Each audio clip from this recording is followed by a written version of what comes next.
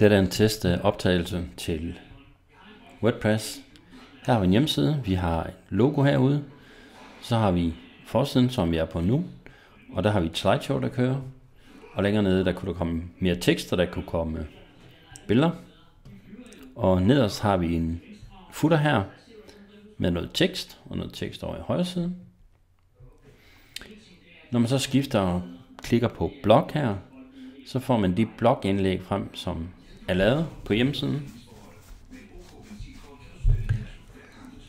Så kommer det her, det ene blogindlæg, som er lavet, og når man så klikker på det, så kommer man ind i blogindlægget og kan se, hvem der har skrevet det, og hvilken kategori det er i, hvis det var delt, og man kan dele det på Facebook og Twitter og Google+.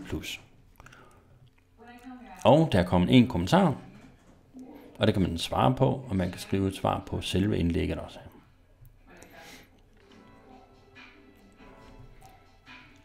Herover der har vi de nyeste indlæg, som er et indtil videre, arkiverne per måned og forskellige kategorier.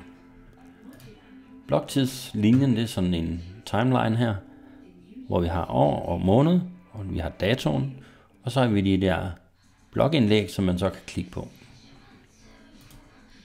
Og det er en side om forfatteren, ejeren af bloggen, og lidt om, hvad det er for en blog, man er inde og kigge på.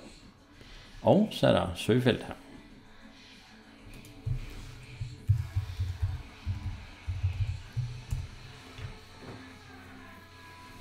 Så får man søgeresultater, som man også kan klikke på, og så får man den information at se.